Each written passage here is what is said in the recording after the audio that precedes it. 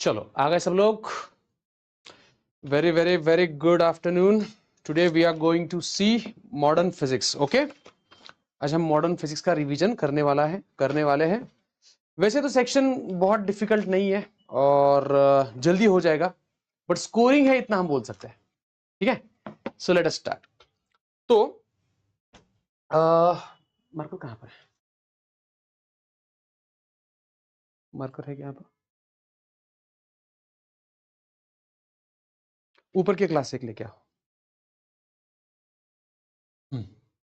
तो इस सेक्शन में हम इलेक्ट्रॉन्स फोटॉन्स करने वाले हैं, एटम्स, फिर न्यूक्लियाई, और टाइम बचा तो सेमीकंडक्टर्स। नहीं तो सेमीकंडक्टर्स पे एक नया लेक्चर मैं लेने वाला हूं। ठीक है, चलो तब तक आपका बैच पोस्ट करो, और आपको मॉडर्न फिजिक्स में सबसे डिफिकल्ट कौन सा टॉपिक जाता है वो भी मेंशन करो चैट सेक्शन में, सो दैट मैं उस पर ज्यादा एम्फोसाइज कर सकता हूं। ठीक है, चलो जल्दी से कमेंट करो, तब तक अपना पेन आ जाएगा। रुको मेरे पास देखने दो, मेरे को पेन है शायद, नहीं है ये, कहाँ गया पेन भाई? चलो कौन कौन है डुअल नेचर डिफिकल्ट जाता है? ओके, सारा को डुअल नेचर डिफिकल्ट जाता है। और कौन से ऐसे टॉपिक है जो आपको डिफिकल्ट जाता है, जरा एक बार कमेंट सेक्शन में मेंशन करो, सो दैट मैं वो उस पर ज्यादा फोकस करता हूं, है ना।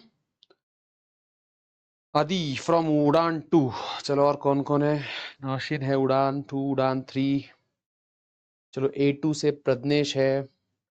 ओके, एक 2 मिनट वेट करो। ओके, नौशीन। ओके, ये पेन ना शायद मेरे साथ चले गया है, पिछला वाला पेन शायद, ऐसे लग रहा है मेरे को। ऊपर का क्या? हाँ, अच्छा, ऊपर का पेन मेरे साथ चले गया था।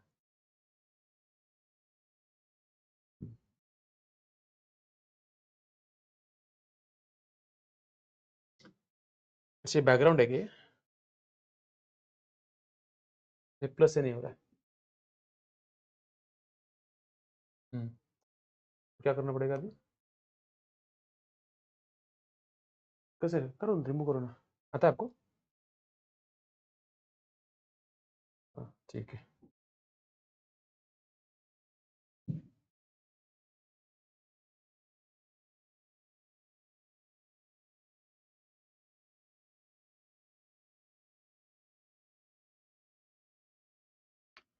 चलो आगे सब लोग करते शुरू फिर। ओके, सो सबसे पहले हम देखेंगे जो इनिशियल वाला पार्ट है। मॉडर्न फिजिक्स में सेक्शंस आते हैं, सबसे पहले तो electrons photons, electrons and photons. ये इजी वाला पार्ट है, ये इजी है। फिर आता है एटम्स, ये मॉडरेट है, मॉडरेट। फिर आता है एक्सरे। वैसे सिलेबस में तो नहीं है, बट मुझे लगता है थोड़ा देख के जाना चाहिए आप लोगों ने। ठीक है, उसके बाद आता है तुम्हारा मैटर वेव। ये भी मॉडरेट बोल सकते हैं, इजी टू मॉडरेट है ये, इजी टू मॉडरेट। और पांचवा आता है तुम्हारा न्यूक्लियस, तो ये भी मॉडरेट है, इजी टू मॉडरेट या मॉडरेट से ऊपर ही है। तो मुझे लगता है अपन ने न्यूक्लियस वाला पार्ट ऐसा है कि जो हम हर बार आखिरी में करते हैं ना, तो बच्चों का अच्छा नहीं होता है वो न्यूक्लियस वाला पार्ट, और मुझे लगता है वो करना चाहिए। तो क्या लगता है आपको, पहले वो ले सकते हैं न्यूक्लियस पहले लेने का, या मैटर वेव, क्या लेने का पहले आप मुझे बताओ। ये तो इजी वाला है यार, ये तो केमिस्ट्री में भी आप करते हो। ये नहीं किया तो भी चलेगा क्योंकि सिलेबस में नहीं है। पहले दो करने या आखिरी दो करने, मुझे लगता है ये पार्ट करना चाहिए। इससे सेमीकंडक्टर्स का ए बी, अच्छा वो टाइप वाला क्वेश्चन, अच्छा सेमीकंडक्टर भी करना है, ठीक है। इसमें सेमीकंडक्टर्स भी आते हैं।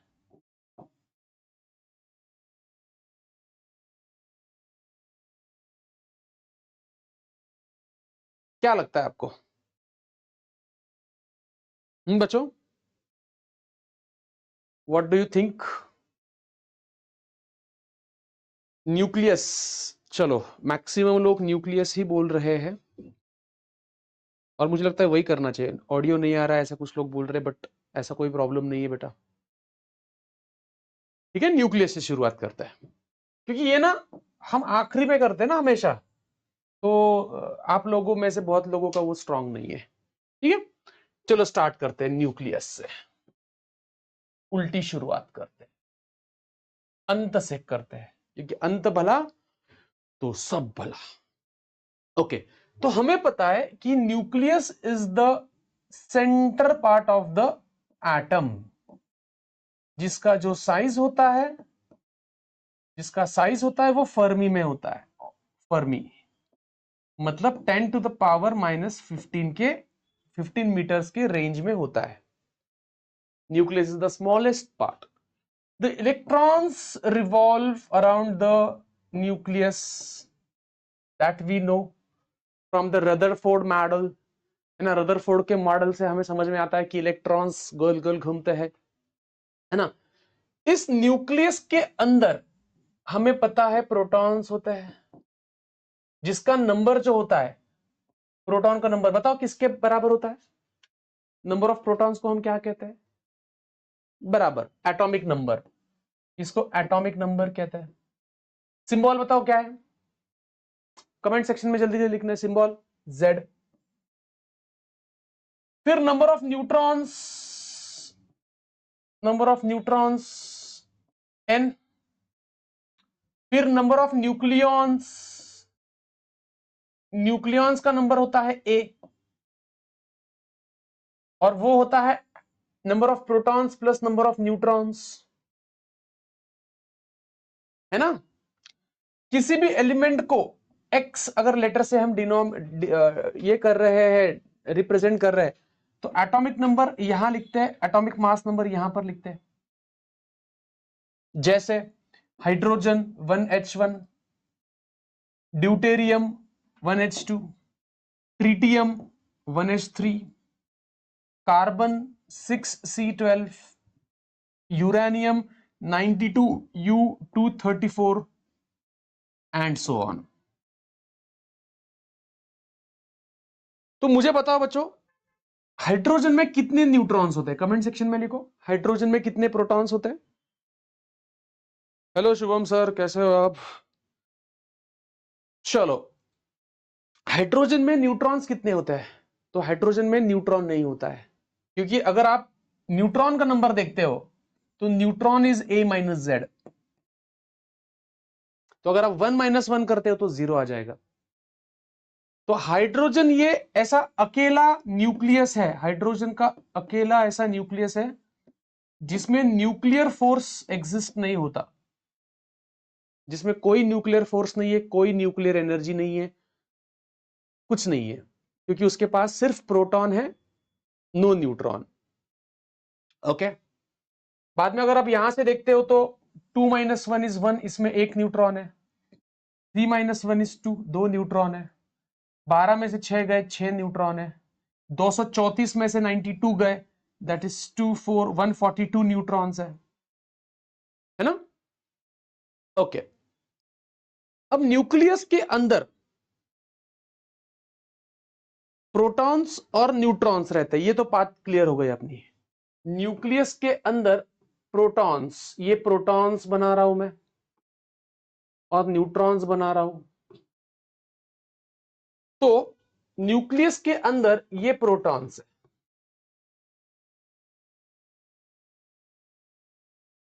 बट फिर भी वो न्यूक्लियस के उस छोटे से वॉल्यूम के अंदर रहते हैं। तो इसका मतलब प्रोटॉन प्रोटॉन के बीच में जो रिपल्शन हो रहा है, इलेक्ट्रोस्टैटिक रिपल्शन, उससे भी ज्यादा न्यूक्लियर फोर्स होना चाहिए, तभी तो वो स्टेबल रहेगा। मतलब ये प्रोटॉन्स एक दूसरे को इलेक्ट्रोस्टैटिक रिपल्शन से रिपेल तो करते हैं, बट उसी के साथ उनमें और एक स्ट्रॉन्गर फोर्स होता है जिसको हम कहते हैं न्यूक्लियर फोर्स। तो दो प्रोटॉन के बीच में रिपल्शन फोर्स जैसे होता है ना, इलेक्ट्रोस्टैटिक रिपल्शन, जैसे होता है, वैसे याद रखना उनमें अट्रैक्शन भी होता है, न्यूक्लियर फोर्स होता है, उनमें न्यूक्लियर फोर्स भी होता है। बट इसका एक प्रॉब्लम है, कौन बताएगा मुझे इस न्यूक्लियर फोर्स का क्या प्रॉब्लम है? हु विल टेल मी इस न्यूक्लियर फोर्स का क्या प्रॉब्लम है? तो प्रॉब्लम एक ही है कि ये जो फोर्स है वो बहुत ही शॉर्ट डिस्टेंस के लिए ही स्ट्रांग होता है। मतलब शॉर्ट डिस्टेंस होगा तो वो शॉर्ट डिस्टेंस के लिए ही ये फोर्स। सर जी लेक्चर में हूं, मैं आपको कॉल करता हूं। यस सर जी। तो ये जो फोर्स है ये बहुत मतलब 10⁻⁻15 मीटर्स, इतना कम डिस्टेंस होगा तो ही ये न्यूक्लियर फोर्स एग्जिस्ट करता है। और इसीलिए ये जो प्रोटॉन्स है उनमें जो रिपल्शन है उसको ओवरकम करने के लिए हमें एक ऐसा भी एक एलिमेंट वहां डालना पड़ेगा जो रिपेल ना करे बट अट्रैक्ट करे। और इसीलिए यहां न्यूट्रॉन्स भी प्रेजेंट रहते हैं, ये न्यूट्रॉन्स है। तो न्यूट्रॉन्स भी न्यूक्लियर फोर्स, न्यूट्रॉन्स भी न्यूक्लियर फोर्स दूसरे न्यूट्रॉन पे या दूसरे प्रोटॉन पे लगा सकता है। तो एट द एंड हमारे पास स्टोरी बचती है कि हमारे पास एक न्यूक्लियस है, एक छोटा सा घर है, उस घर में बहुत सारे प्रोटॉन्स रहते हैं जो एक दूसरे को रिपेल करते हैं और उसी के साथ अट्रैक्ट भी करते हैं। बट सिर्फ प्रोटॉन अगर रख दिए तो रिपल्शन शायद बढ़ जाएगा, न्यूक्लियस की स्टेबिलिटी नहीं रहेगी और इसीलिए न्यूट्रॉन्स भी आते हैं। और आपको तो पता है न्यूट्रॉन रिपेल नहीं करता, न्यूट्रॉन किसी दूसरे न्यूट्रॉन को रिपेल नहीं करता क्योंकि वो तो न्यूट्रल है। तो न्यूट्रॉन इलेक्ट्रोस्टैटिक फोर्स नहीं लगा सकता बट वो न्यूक्लियर फोर्स एक्सर्ट कर सकता है by the exchange of some particles. कुछ उनमें एक्सचेंज होता है, जैसे आपने मुझे फीस दी, मैंने आपको नॉलेज दिया, तो हमें क्या हो गया, एक बॉन्ड बन गया। कुछ लेने देने से कभी बॉन्ड बनते हैं, वैसे ही इस न्यूट्रॉन और प्रोटॉन में भी कुछ पार्टिकल्स एक्सचेंज होते रहते हैं जिसके वजह से ये न्यूक्लियर फोर्स एग्जिस्ट होता है। ओके और ये न्यूक्लियर फोर्स लाने के लिए वो पार्टिकल्स बहुत पास में आने चाहिए, इतने इतने डिस्टेंस पे। तो this is the reason of the nuclear force. Okay अब न्यूक्लियस के बारे में मैं आपको कुछ इंटरेस्टिंग फैक्ट्स बताता हूं। यहां तक क्लियर है थम सब? यहां तक सबको न्यूक्लियस का कॉन्सेप्ट क्लियर हो गया? कुछ डाउट है तो कमेंट सेक्शन में लिखो, चलो जल्दी।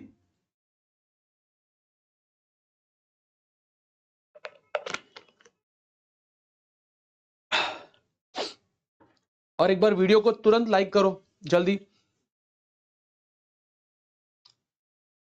आगे बढ़ते हैं, चलो भाई 44 लाइक्स है, जल्दी डबल होने चाहिए, फास्ट। ओके आगे बढ़ते हैं। तो ये न्यूक्लियस के कुछ इंटरेस्टिंग फैक्ट्स मैं आपको बताना चाहूंगा कि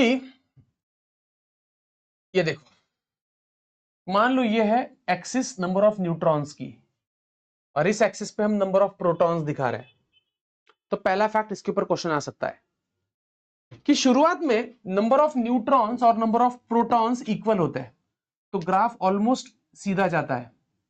जैसे अगर आप ड्यूटेरियम से स्टार्ट करते हो 1H2, तो एक प्रोटॉन एक न्यूट्रॉन, फिर hydrogen, lithium, beryllium, boron, carbon, nitrogen, oxygen. Oxygen में देखो ना 8 प्रोटॉन 8 न्यूट्रॉन। तो शुरुआत में जो छोटे न्यूक्लियस होते हैं ना उनमें नंबर ऑफ प्रोटॉन्स और नंबर ऑफ न्यूट्रॉन्स की संख्या ऑलमोस्ट इक्वल होती है। देखो ना, आप देखो ना, कार्बन देखो 6C12 इक्वल इक्वल है, 6 का 12, 8 का 16, 10 का 20, है ना। पर जैसे न्यूक्लियस की साइज बढ़ती है, न्यूक्लियस की साइज बढ़ती है, उसमें प्रोटॉन से जो होने वाला रिपल्सन है ना, इलेक्ट्रोस्टैटिक रिपल्शन, प्रोटॉन से होने वाला इलेक्ट्रोस्टैटिक रिपल्शन स्ट्रांग हो जाता है, डोमिनेट करता है न्यूक्लियर फोर्स को। और इसीलिए उसको फिर से एक बार डोमिनेट करने के लिए हमें नंबर ऑफ न्यूट्रॉन्स बढ़ाने पड़ते हैं। ये हम नहीं करते, ये नेचर ने खुद ब खुद किया है। तो एक पॉइंट के बाद नंबर ऑफ न्यूट्रॉन्स की संख्या ज्यादा होने लगती है प्रोटॉन से, और वो जो ग्राफ है वो 45 डिग्रीज पे नहीं रहता, वो ग्राफ इधर शिफ्ट हो जाता है।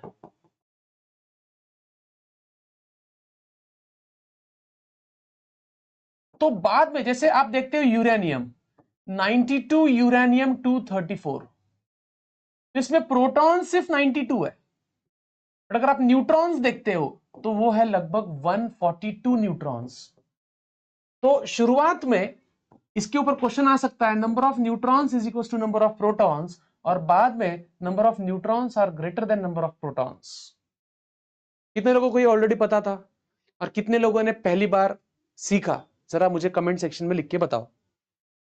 हाँ, Prem, Prabhakar, Nausheen, Aditya, Roshan, V Munde, Sanika, come on, सबके आंसर आने चाहिए। और जिसने अभी तक वीडियो को लाइक नहीं किया जल्दी से वीडियो को लाइक कर दो।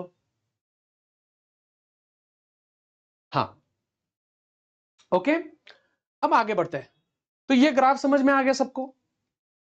ओके, समझ में आ गया। अब न्यूक्लियर फोर्स हो गया, ये ग्राफ भी हो गया। अब न्यूक्लियर एनर्जी के बारे में थोड़ी सी बात करते हैं। न्यूक्लियर एनर्जी कि न्यूक्लियस के पास जो एनर्जी, हम बोलते ना न्यूक्लियर रिएक्शन से बहुत सारी एनर्जी मिलती है, या न्यूक्लियस के पास बहुत एनर्जी होती है, ऐसे कभी कभी स्टेटमेंट बोलते हैं हम। तो ये जो एनर्जी वो आती कहां से है ना, तो वो एनर्जी के बारे में थोड़ा सा देखते हैं। मान लो मैं भगवान हूं और मैं दुनिया बना रहा हूं, तो मैंने सबसे पहले मेरे छोटे छोटे ये मेरे पास पार्टिकल्स है, प्रोटॉन्स, न्यूट्रॉन्स, ये इकट्ठा नहीं है, अभी अलग अलग है ना। ओके, तो मान लो मेरे पास Z इतने प्रोटॉन्स है, मेरे पास Z इतने प्रोटॉन्स है और N इतने न्यूट्रॉन्स है। मेरे पास प्रोटॉन्स Z के बराबर है और न्यूट्रॉन्स N के बराबर है। तो जब मैं इनका टोटल मास कैलकुलेट करूंगा तो वो आ जाएगा Z into mass of proton plus A minus Z into mass of neutron. ये होगा मेरे पार्टिकल्स का मास जब वो अलग अलग है। जब पार्टिकल्स अलग अलग है तो उनका मास ये है, इसको बोलते हैं थ्योरेटिकल मास। थ्योरेटिकल मास।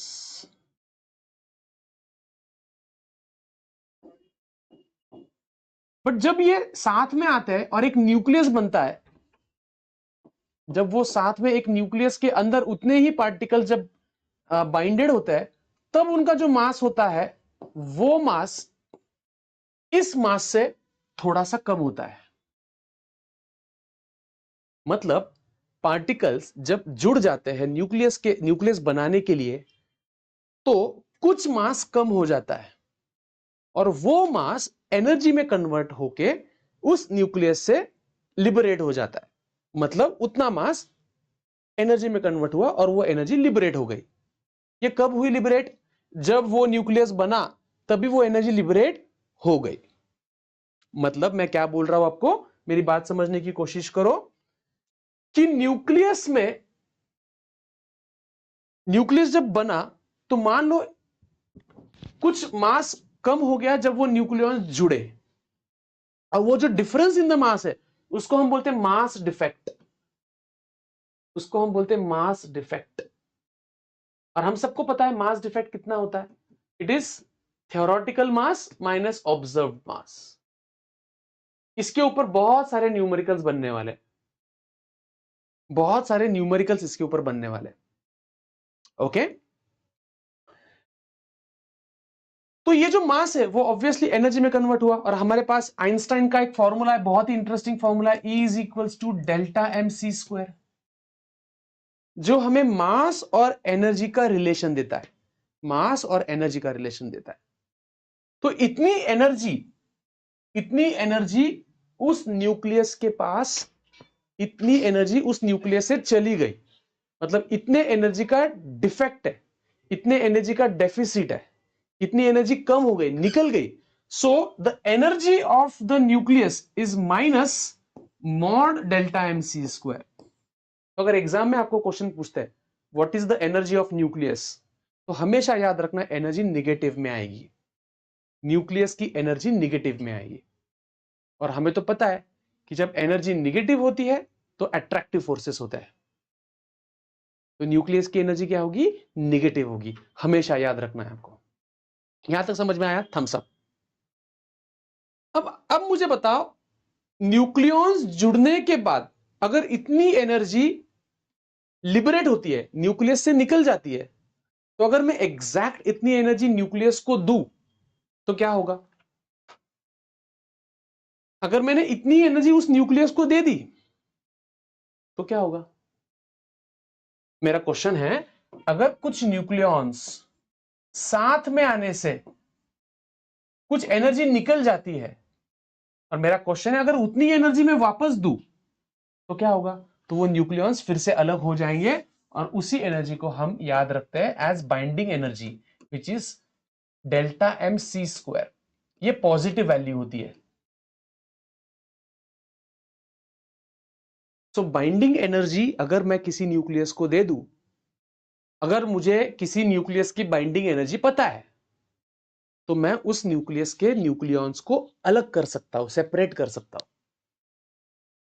मुझे बताओ, मेरे पास दो न्यूक्लियॉन्स है और वो जुड़े हुए हैं, न्यूक्लियॉन्स जुड़े हुए, इनको अलग करने के लिए मुझे एनर्जी देनी पड़ेगी ना, और उस एनर्जी को मैं बाइंडिंग एनर्जी बोलने वाला हूं।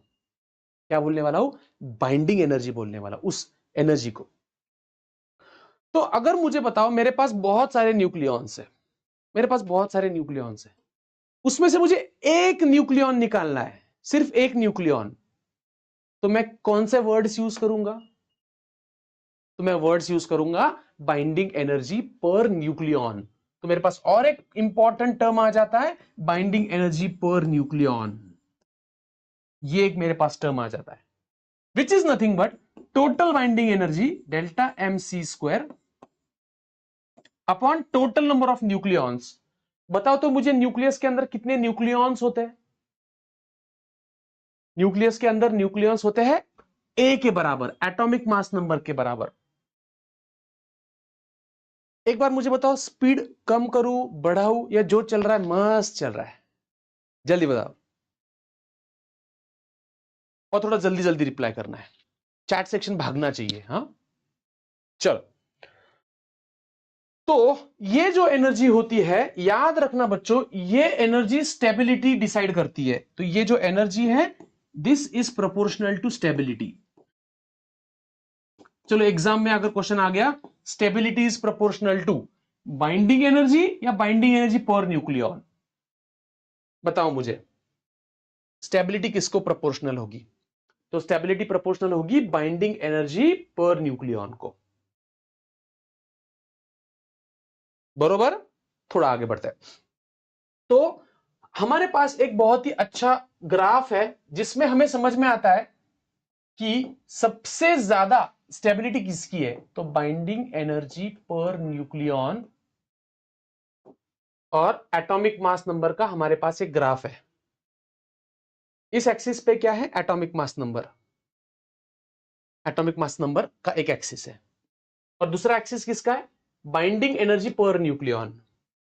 मतलब हर अलग अलग एलिमेंट्स में से अगर मुझे एक एक न्यूक्लियॉन निकालना है, मान लो तुम्हारा नाम फेरस है, बाजू वाले का नाम एल्यूमिनियम है, फिर मेरे पास एक यूरेनियम है, मान लो मैं गोल्ड हूं, है ना?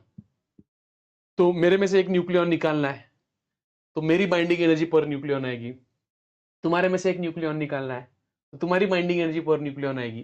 तो ऐसे मेरे जितने एलिमेंट्स है, मेरे पास कितने एलिमेंट्स है हमारे पास, कमेंट सेक्शन में लिखो। हमारे पास 118 से ज्यादा कुछ तो एलिमेंट्स है ना, 118 के आसपास, 120 के आसपास। तो अगर मैं सबका ग्राफ ड्रॉ करता हूं, तो वो ग्राफ कुछ ऐसा आता है, ऐसा कुछ तो ग्राफ है वो, जिसमें जो फेरस होता है, फेरस जिसका एटॉमिक मास नंबर 56 होता है, उसकी बाइंडिंग एनर्जी सबसे, बाइंडिंग एनर्जी नहीं, बाइंडिंग एनर्जी पर न्यूक्लियॉन सबसे ज्यादा अगर किसी की होगी तो वो फेरस की होती है। बाइंडिंग एनर्जी सबसे ज्यादा, मैक्सिमम अगर किसी की होगी पूरे पीरियोडिक टेबल में, तो बाइंडिंग एनर्जी पर न्यूक्लियॉन फेरस की सबसे ज्यादा होती है। तो मुझे बताओ बच्चों, किसकी बाइंडिंग एनर्जी सबसे ज्यादा होगी? Option 1 ferrous, option B uranium, option 3 gold, and option 4 helium. सबसे ज्यादा बाइंडिंग एनर्जी किसकी होगी, बताओ मुझे। सबसे ज्यादा बाइंडिंग एनर्जी किसकी होगी? तो आप सोचोगे सर इसकी होती है, बट गलत। सबसे ज्यादा बाइंडिंग एनर्जी इन चारों में इसकी है। बच्चों, जब क्वेश्चन बाइंडिंग एनर्जी का आएगा तो उसका आंसर अलग है, और जब question binding energy per nucleon का आएगा तब आप फेरस को एक नंबर देना। There is a difference between binding energy and binding energy per nucleon. Per nucleon stability decide करता है, total binding energy stability decide नहीं करती। Binding energy per nucleon stability decide करता है, और उसमें एक नंबर किसका है? फेरस का है। समझ में आया? Thums up. यस और नो? आया समझ में? बहुत बढ़िया।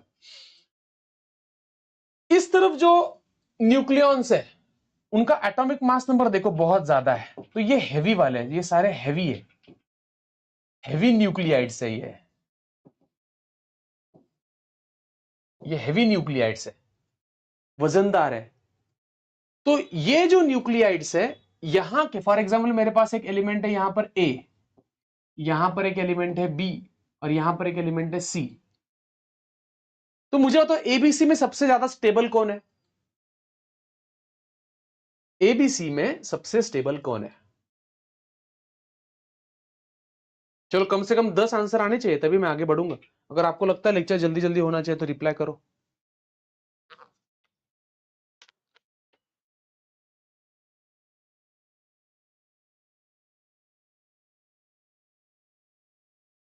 Come on. हाँ, तो क्योंकि ये सबसे स्टेबल है तो ये ब्रेक नहीं होगा। जो हैवी है ना, हैवी न्यूक्लियस, ये अनस्टेबल है, तो ये ब्रेक होके बी और सी में कन्वर्ट हो सकता है। तो A can get converted into B plus C, जैसे यूरेनियम का होता है। यूरेनियम बेरियम और क्रिप्टॉन में टूट जाता है, और इसको हम नाम देते हैं न्यूक्लियर फ्यूजन रिएक्शन, जिसमें हेवी न्यूक्लियस ब्रेक हो जाता है। हेवी न्यूक्लियस ब्रेक हो जाता है, और ये यहां के जो न्यूक्लियस है वो लाइट है, लाइट न्यूक्लियस है। तो मुझे बताओ ए बी सी में सबसे स्टेबल कौन है? एबीसी में सबसे स्टेबल कौन है? तो आप बोलोगे सी।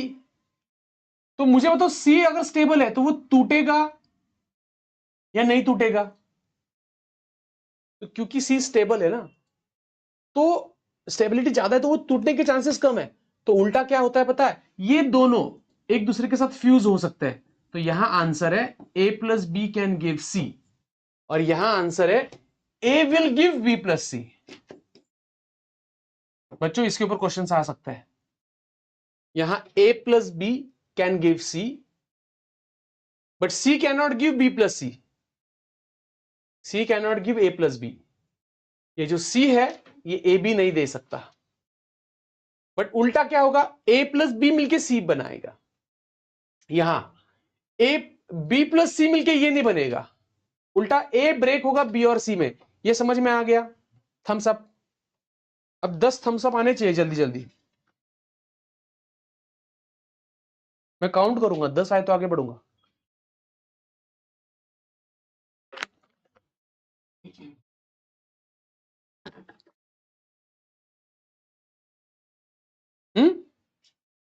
चलो 1 2 3 4 5 6 7 8 9 10। बहुत बढ़िया। चलो आगे बढ़ते हैं। तो इसके ऊपर क्वेश्चंस आते हैं, ये समझ गए आपको? आगे बढ़ते हैं। अब मैं आपको बताता हूं एक एक करके न्यूक्लियर फ्यूजन रिएक्शन के बारे में। Nuclear fusion reaction, nuclear fusion reaction में क्या होता है? एक बड़ा सा न्यूक्लियस होता है, जैसे यूरेनियम। यूरेनियम का एग्जांपल लेते हैं ना, 92 यूरेनियम 234 मान लो ये है। इसमें हम क्या करते हैं? कुछ न्यूट्रॉन्स से उसको हिट करते हैं। स्लो मूविंग न्यूट्रॉन से उसको हीट करते हैं। न्यूट्रॉन से बम्बार्ड कर दिया, तो बम्बार्ड करने के बाद क्या होता है, वो बेरियम क्रिप्टॉन में ब्रेक होता है, प्लस और 3 न्यूट्रॉन्स बनते हैं, और प्लस लगभग 200 मेगा इलेक्ट्रॉन वोल्ट की एनर्जी जनरेट होती है हर रिएक्शन से। हर एक रिएक्शन से कम 200 मेगा इलेक्ट्रॉन वोल्ट की जनरेट होती है यूरेनियम के एक न्यूक्लियस से। अगर यूरेनियम का एक न्यूक्लियस ब्रेक होता है तो इतनी एनर्जी जनरेट होगी। तो मान लो आपको क्वेश्चन ऐसा दिया है कि लेटर से आपके पास एक एलिमेंट है ए, उसके ऊपर न्यूट्रॉन से बम्बार्ड कर दिया, और आपको और 2 एलिमेंट मिले बी प्लस सी, प्लस मान लो कुछ तो 4 न्यूट्रॉन्स बन गए, और क्वेश्चन आया कितनी एनर्जी बनेगी। मान लो एग्जाम में ऐसा क्वेश्चन आ गया, तो आप क्या करोगे? सोचो जरा, ऐसा कुछ क्वेश्चन आ जाता है तो आप क्या करोगे, कैसे सॉल्व करोगे क्वेश्चन को?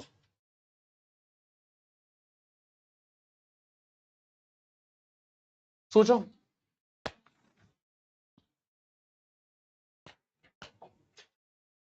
लगाओ, दिमाग लगाओ, क्या करोगे आप? तो इसके 2 तरीके, सॉल्व करने के 2 तरीके। तरीका नंबर 1, आप इनका मास ऐड करो, मास ऑफ रिएक्टेंट्स, इसका मास ऐड करो, फिर इनका मास ऐड करो, मास ऑफ प्रोडक्ट, फिर ये मास में से ये मास को सब्ट्रैक्ट करो, mass of reactant minus mass of product subtract करो, और फिर उसको मल्टीप्लाई करो सी स्क्वायर से, तो ये मिलेगी आपको एनर्जी। याद क्या रखना है पता है? याद ये रखना है, अगर मास किलो में है, और किलो में ही होना चाहिए, तो सी की वैल्यू यूज करोगे 3 इंटू 10⁸ मीटर पर सेकेंड। लेकिन अगर आपका मास एटॉमिक मास यूनिट में है, तो सी स्क्वायर की वैल्यू यूज करोगे 931 मेगा इलेक्ट्रॉन वोल्ट पर एटॉमिक मास यूनिट, या सी स्क्वायर की ये वैल्यू याद रखो 931। अगर आपका मास किलोग्राम्स में है, इसमें है किलोग्राम्स में है, तो आप सी की वैल्यू ये यूज करोगे। और अगर आपका मास एटॉमिक मास यूनिट में है, तो आप सी स्क्वायर की वैल्यू यूज करोगे 931। याद रहेगा थम्स अप। कितने लोगों को ये क्लैरिटी नहीं थी? स्टिंग एनालिसिस करो। कितने लोगों को ये क्लैरिटी नहीं थी, बट अब आ गई? क्लॅरिटी आली का सगळ्यांना? चलो आगे बढ़ते। फिर उसके बाद न्यूक्लियर फिजन, फिजन हो गया, अब फ्यूजन, न्यूक्लियर फ्यूजन। चलो न्यूक्लियर फिजन के कुछ पॉइंट्स मैं आपको बोलता हूं, मेरे पास कुछ पॉइंट्स है। Atom bomb is based on nuclear fission. Exam में अगर क्वेश्चन आता है तो उसमें एक मेरे पास लाइन है, atom bomb is based on nuclear fission. 99.9% energy is converted into heat and rest is converted into kinetic energy of neutrons and gamma rays light। मतलब अगर मेरे पे, छोड़ो ना यार, अगर हमने किसी दुश्मन पे एटम बॉम्ब डाल दिया तो 99% एनर्जी हीट में, बाकी 1% बाकी सब में। फिर न्यूक्लियर रिएक्टर में कौन से फ्यूल्स यूज होते हैं? तो एक तो है यूरेनियम 235, लिख लो, यूरेनियम 238, प्लूटोनियम 239। फिर एग्जाम में क्वेश्चन आ सकता है न्यूक्लियर फिजन में मॉडरेटर मतलब क्या? न्यूक्लियर फिजन में मॉडरेटर मतलब क्या? तो मॉडरेटर मतलब जो फास्ट मूविंग न्यूट्रॉन्स को स्लो मूविंग न्यूट्रॉन्स में कन्वर्ट करता है।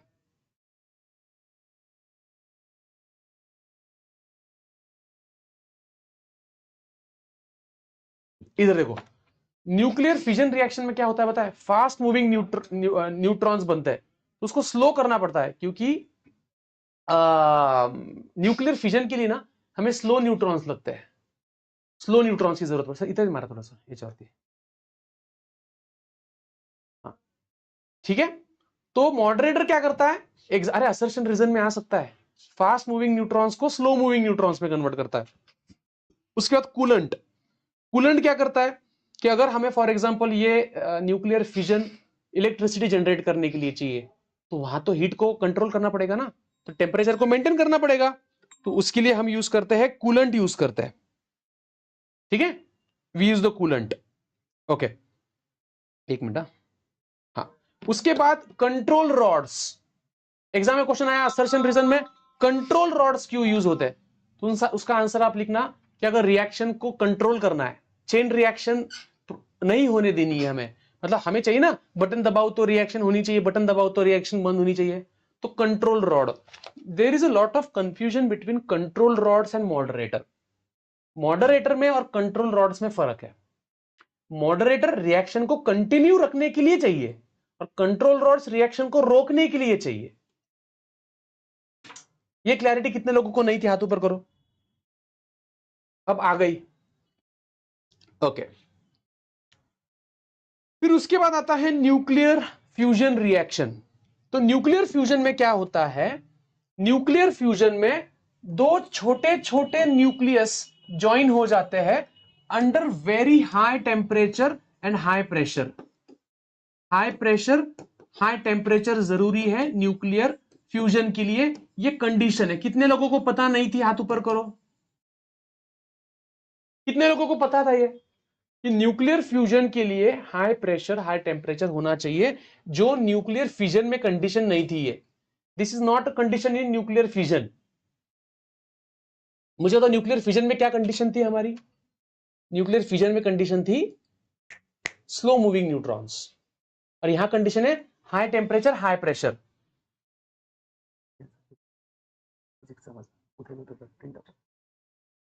ठीक है,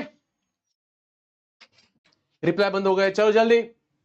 हाँ, आगे बढ़ते हैं। तो इसमें होता क्या है, दो छोटे छोटे न्यूक्लियाइड्स कंबाइन होते हैं, जैसे 1H2 प्लस 1H2 ड्यूटेरियम्स कंबाइन हो गए, बन गया हीलियम 2He4, और कुछ एनर्जी लिबरेट हो जाती है। तो मान लो C बन गया प्लस कुछ एनर्जी लिबरेट हो गई। इसके ऊपर क्वेश्चन आया तो क्या करोगे, और न्यूक्लियर लगभग ये 20 मेगा इलेक्ट्रॉन वोल्ट्स के आसपास होती है। मतलब न्यूक्लियर फिजन के कंपैरिजन में न्यूक्लियर फ्यूजन में कम एनर्जी लिबरेट होती है हर एक फ्यूजन के बाद। तो असर्शन रीजन में आ सकता है एक न्यूक्लियर फिजन और एक न्यूक्लियर फ्यूजन, अगर आप यूरेनियम और हीलियम का करते हो, यूरेनियम का फ्यूजन करते हो और हीलियम ड्यूटेरियम का फ्यूजन करते हो, तो ज्यादा एनर्जी कहां मिलेगी, तो वो यूरेनियम के फिजन से मिलेगी, ना कि ड्यूटेरियम के फ्यूजन से मिलेगी। ये छोटी छोटी बातें याद रखनी है आपको। चलो जल्दी से, जो इंफॉर्मेशन मैं दे रहा हूं, जो स्पीड में जा रहा हूं, ओके है ओके नहीं है, माना हलवा हो, नहीं नहीं नो, इधर बोला।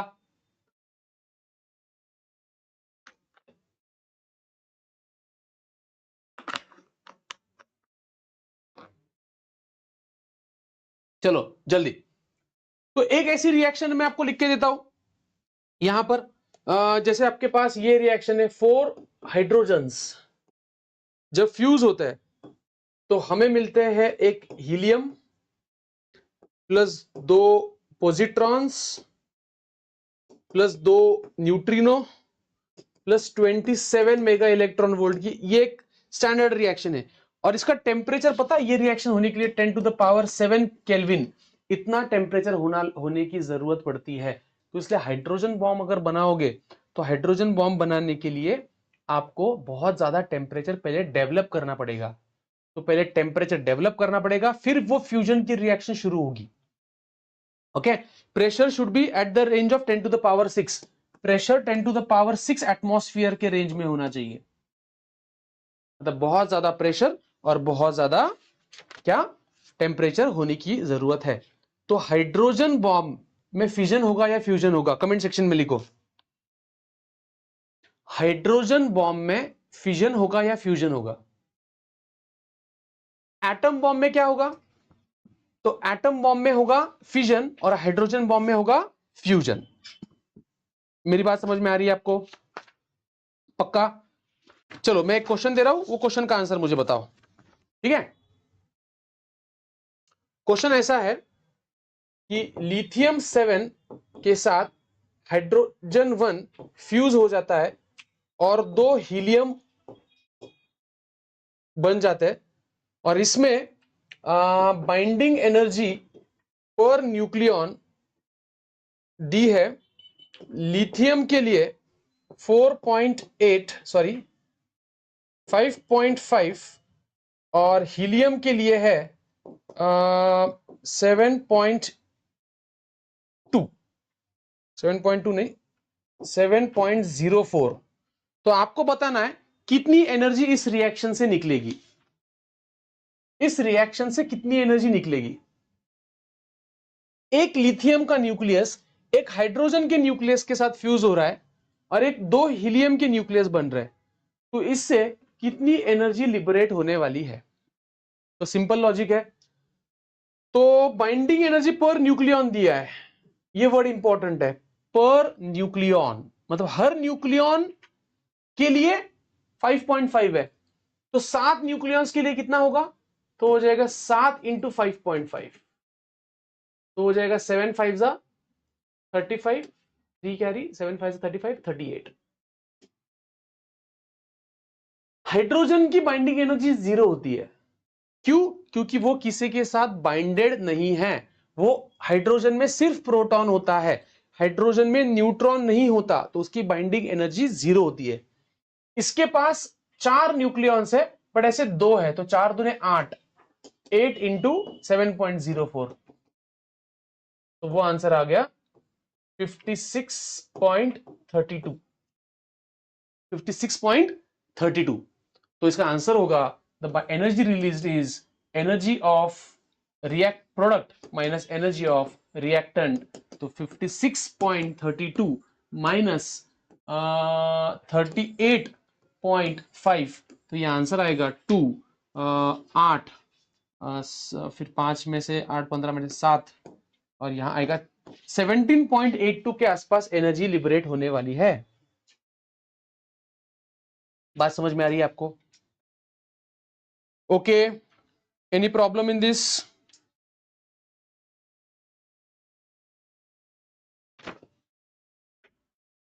हाँ, मेरा और एक क्वेश्चन है आप लोगों को, मुझे बताओ, मेरे पास एक प्रोटॉन है, मेरे पास दूसरा प्रोटॉन है, मेरे पास एक न्यूट्रॉन है, मेरे पास दूसरा न्यूट्रॉन है, मेरे पास एक प्रोटॉन है और मेरे पास तीसरा न्यूट्रॉन है। ए बी सी, सबसे ज्यादा इलेक्ट्रोस्टैटिक फोर्स कौन से पेयर में होगा? सबसे ज्यादा इलेक्ट्रोस्टैटिक फोर्स कौन से पेयर में होगा?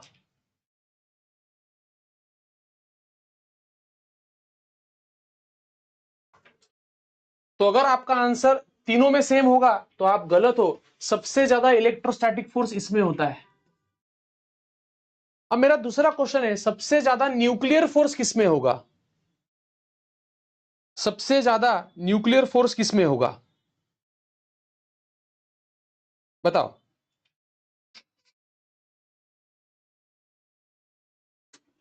Thank you.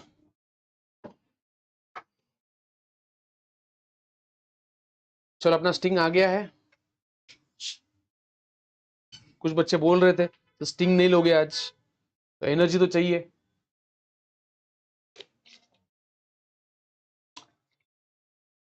तो न्यूक्लियर फोर्स सब में सेम होगा, क्योंकि न्यूक्लियर फोर्स चार्ज पे डिपेंड नहीं करता। न्यूक्लियर फोर्स सबके लिए सेम है, बट हाँ, इलेक्ट्रोस्टैटिक फोर्स के लिए चार्ज जरूरी है, और सिर्फ चार्ज के पेयर यहीं पे, तो इलेक्ट्रोस्टैटिक फोर्स इसमें ही होगा और न्यूक्लियर फोर्स तीनों में सेम होगा। फिर और एक क्वेश्चन है, इन तीनों में सबसे ज्यादा ग्रेविटेशन फोर्स कौन से पेयर में होगा? ग्रेविटेशनल फोर्स इन तीनों में से सबसे ज्यादा किसमें होगा?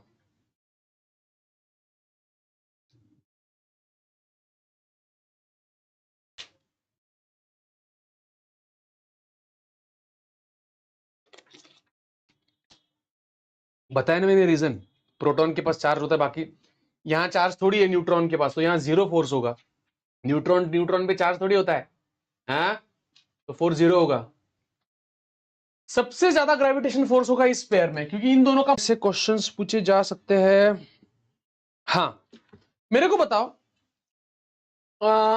लेट अस से मेरे पास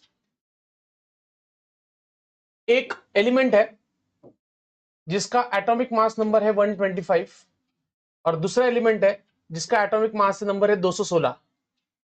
तो इसका जो रेडियस होगा और इसका जो रेडियस होगा उसका रेशियो कितना होगा, बताओ मुझे। मेरे पास दो एलिमेंट्स है, एक एलिमेंट का एटॉमिक मास नंबर है 125 और इसका एटॉमिक मास नंबर है 216। तो दोनों के जो रेडियस है, न्यूक्लियस का जो रेडियस है, उसका रेशियो क्या होगा, बताओ।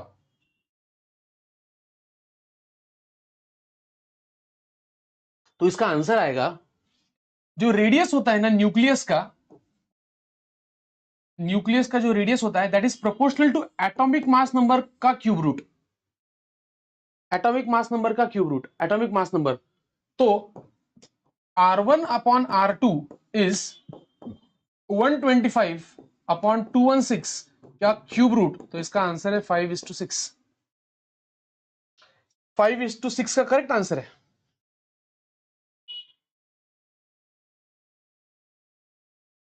ओके और रेडियस का जो फॉर्मूला है वो आपको लर्न करना है। Radius is R0 into atomic mass number का क्यूब रूट, वेर R0 की वैल्यू है 1.2 इंटू 10 टू द पावर -15। ये फॉर्मूला आपको लर्न होना चाहिए। This is not the radius of the orbit, this is radius of the nucleus. जो orbit का radius होता है वो तो आपको पता है, that is 0.53 z square upon n square, sorry n square upon z square, n square upon z है शायद, हाँ n square upon z।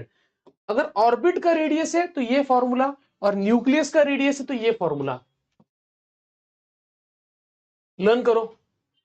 This is the radius of the nucleus and this is the radius of the orbit of the, है ना, electron. Electron का जो orbit होता है उसका रेडियस ये होता है n स्क्वायर बाय z।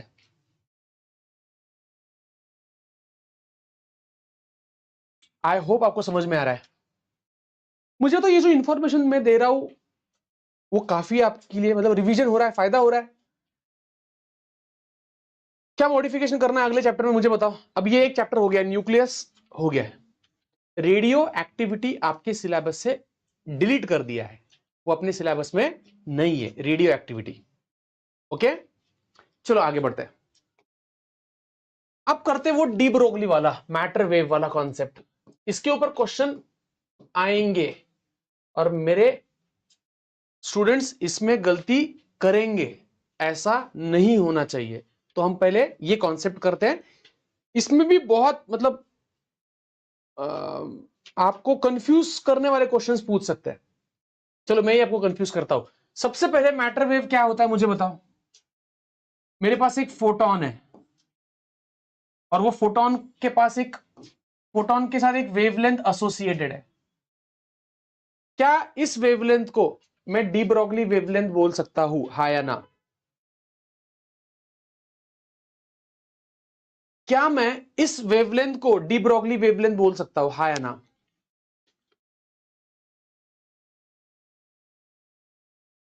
नहीं, नहीं बोल सकता हूं। इस ये वेवलेंथ को मैं डी ब्रोगली वेवलेंथ नहीं बोलूंगा। अच्छा मेरे पास एक इलेक्ट्रॉन है, फिर मेरे पास एक प्रोटॉन है। अगर इन दोनों को मैं हाई स्पीड से प्रोजेक्ट करता हूं तो क्या उनके साथ कोई वेवलेंथ एसोसिएट होगी? क्या उनको मैं वेव नेचर से रिप्रेजेंट कर सकता हूं? तो आंसर है हाँ। तो इसको भी मैं वेव नेचर दे सकता हूं, वेव नेचर से इनकी स्टडी कर सकता हूं। ये वेव नेचर रिप्रेजेंट करते हैं इंटरफेरेंस, डायफ्रैक्शन, ये पार्टिकल्स भी शोकेस करते हैं। वेव की कुछ प्रॉपर्टीज ये पार्टिकल से भी देखी जा सकती है, जैसे डायफ्रैक्शन, जैसे इंटरफेरेंस। और ये कॉन्सेप्ट दिया था हमारे डी ब्रोगली ने, डी ब्रोगली। और इसीलिए इसको डी ब्रोगली हाइपोथेसिस कहते हैं, क्योंकि जब इन्होंने बोला था वो एक हाइपोथेटिकल कॉन्सेप्ट था। बट बाद में डेविसन, लर्न करो, डेविसन और जर्मर, इन दोनों ने इसको एक्सपेरिमेंटली प्रूव किया। और फिर ऑब्वियसली फिर अब ये आपको अपने को पता है कि small particles when projected with a very high speed they behave like a wave. They show the wave nature basically. Behave मतलब वेव जैसे जाते हैं ऐसा नहीं, वेव नेचर शो करते हैं बेसिकली वो, ठीक है। और फिर जो उसकी वेवलेंथ है that is called as de Broglie wavelength. तो आपको ना एक चीज आपको याद रखनी है, अगर आप एनर्जी और मैटर को कंपेयर कर रहे हो तो आपको बहुत सावधानी रखनी है एनर्जी और मैटर में। एनर्जी के लिए आप ये फॉर्मूला यूज करोगे एनर्जी का, hc/λ एनर्जी के लिए। यहां एनर्जी के लिए आपको कौन सा फॉर्मूला यूज करना है, कौन बताएगा मुझे? यहां एनर्जी के लिए क्या फॉर्मूला यूज करोगे, मैटर के लिए बताओ मुझे। नहीं बेटा, नहीं डिवाइड करना पड़ेगा। श्रावणी, आप प्रॉपरली नहीं सोच रहे हो।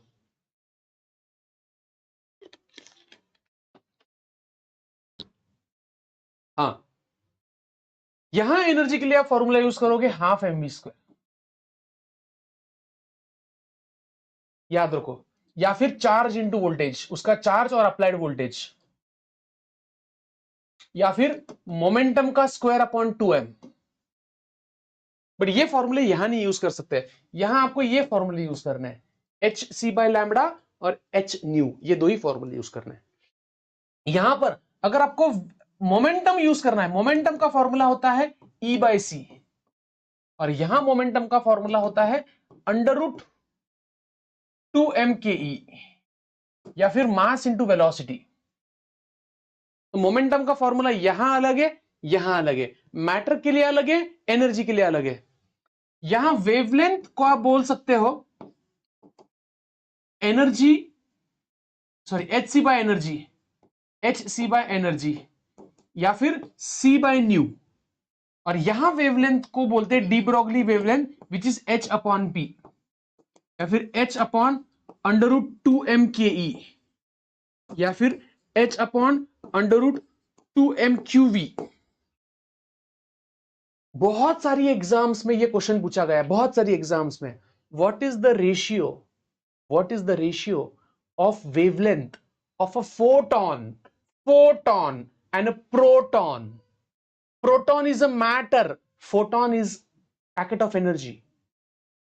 Photon, proton, photon, electron, photon, neutron, photon, episcer, photon, anything that is matter. This is for matter, this is for photon, electromagnetic radiation. चलो, समझ में आया क्या आपको? 62 थम्सअप चाहिए फिर मैं आगे बढ़ूंगा, नहीं तो सर मैं इधर बैठ रहा हूं, आप काउंट करो। अरे बाप रे बाप रे, हे प्रभु।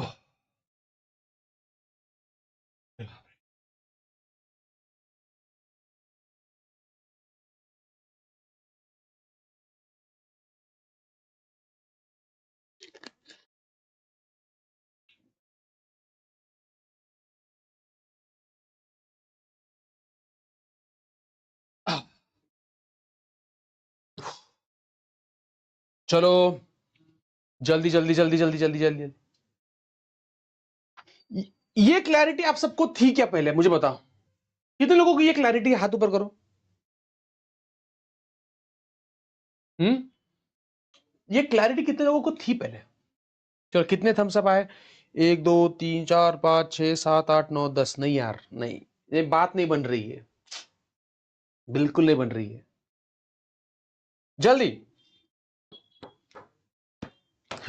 फैज बेचारा 3 बार कर रहा है। क्या यार, चलो ठीक है, कोई बात नहीं। तो ये है एनर्जी के बारे में, ये है मैटर के बारे में। याद रखो बच्चों, यहां एनर्जी है इलेक्ट्रोमैग्नेटिक वेव्स की। अब यहां से क्वेश्चंस बनेंगे अलग अलग। हाँ, इसके लिए भी आपको कुछ डायरेक्ट शॉर्टकट फॉर्मूले मैं आपको एडवाइस करूंगा कि जैसे प्रोटॉन है, प्रोटॉन के लिए डायरेक्ट फॉर्मूला है 12.27 upon under root of voltage in angstrom. ये किसके लिए? ये प्रोटॉन के लिए डायरेक्ट फॉर्मूला है। वैसे इलेक्ट्रॉन के लिए नहीं, मुझे लगता है ये इलेक्ट्रॉन का है शायद। हाँ, इलेक्ट्रॉन का ये, इसकी कुछ वैल्यूज थे, मैं आपको बताता हूँ, मेरे पास है, वो आपको डायरेक्ट लर्न करना है।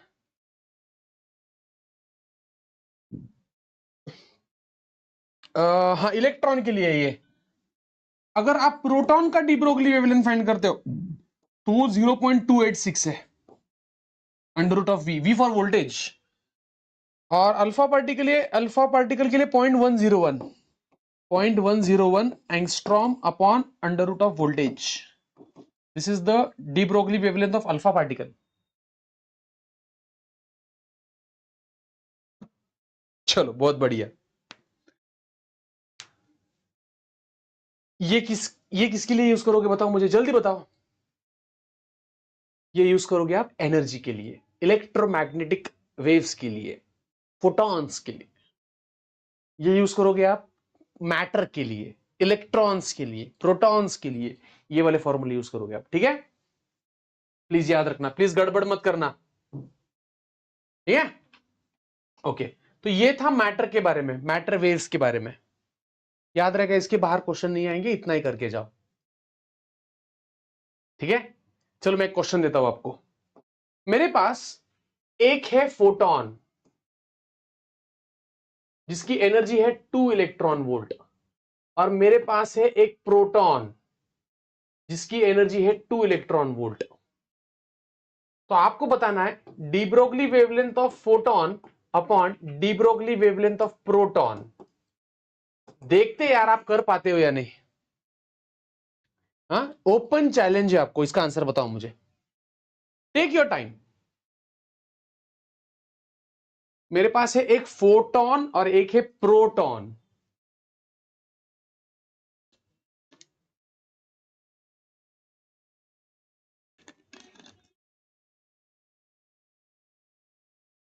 देखते हैं,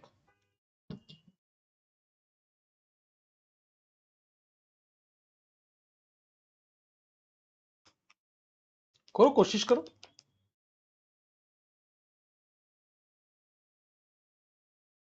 let us see who can answer. Open challenge है आप लोगों को, खुला चैलेंज।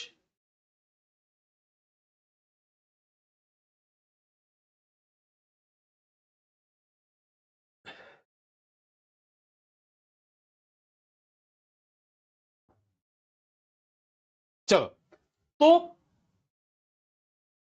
फोटोन के लिए क्या करोगे आप? फोटोन के लिए फॉर्मूला होता है एच सी बाय लैम्बडा।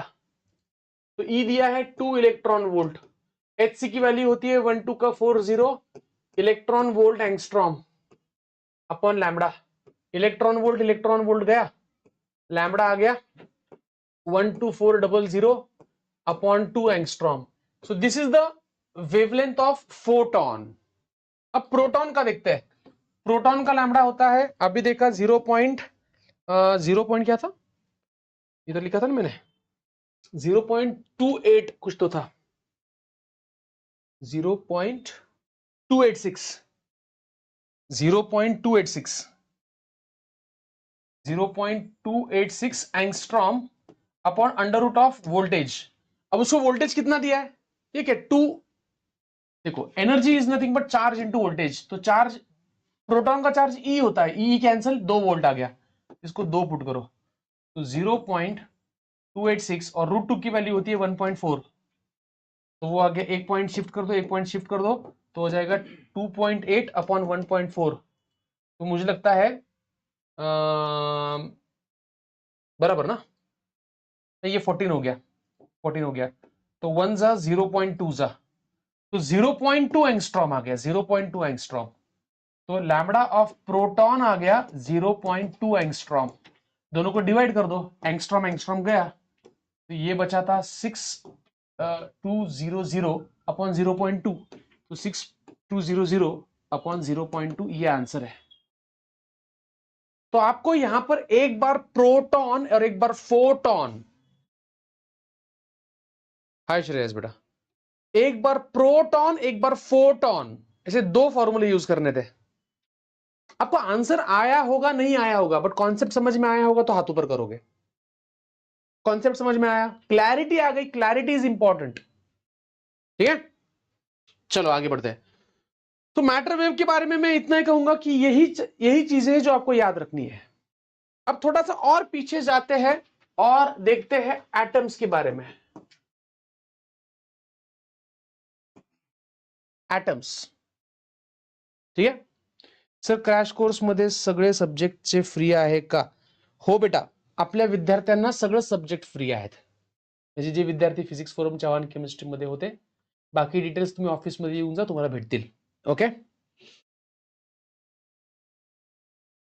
आगे बढ़ते हैं अब अपने पास है 3 चैप्टर्स एक है एटम्स एक है इलेक्ट्रॉन्स एंड फोटॉन्स और एक है सेमीकंडक्टर्स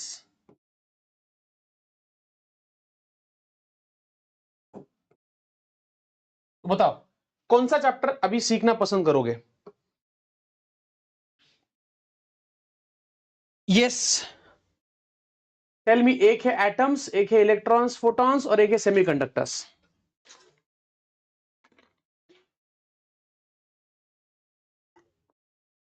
मला वाटतं ना या स्टिंग मध्ये ना कॅफीन असतं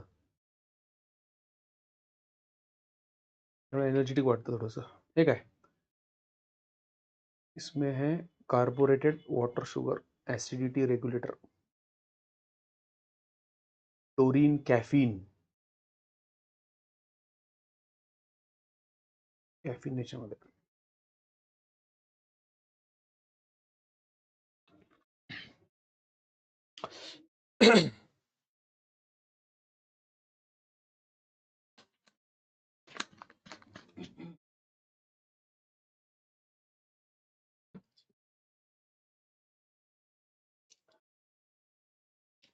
चलो तो मैक्सिमम लोगों का आंसर आया है सेमीकंडक्टर्स मैक्सिमम लोग सेमीकंडक्टर बोल रहे हैं तो अभी बजे है 4 तो 10-15 मिनट का ब्रेक लेते हैं है ना 10 मिनट का ब्रेक ले लूं मैं थोड़ा फ्रेश होना है 10 मिनट का और आपको ना और एक लिंक आ जाएगी इसी चैनल पे और एक अलग से मैं लिंक बना रहा हूं उस पे क्योंकि ना जब बच्चे बाद में देखेंगे ना तो उनको वो जिसको सिर्फ सेमीकंडक्टर रिवाइज करना है वो सिर्फ सेमीकंडक्टर ये करेगा ठीक है तो 10 मिनट में और एक लिंक बना रहा हूं मैं और एक नया ये होगा वहां पर सेमीकंडक्टर सीखेंगे और मुझे पूरे के पूरे स्टूडेंट चाहिए आओगे अगर 60 होंगे तो मैं पूरा कंटिन्यू करूंगा तो 10 मिनट में हम इसी चैनल पे स्टार्ट कर रहे हैं सेमीकंडक्टर्स ओके चलो बाय 10 मिनट में हम मिल रहे हैं वापस 10 मिनट में हाँ हाँ कर स्टॉप अजून एक क्रिएट कर लगेच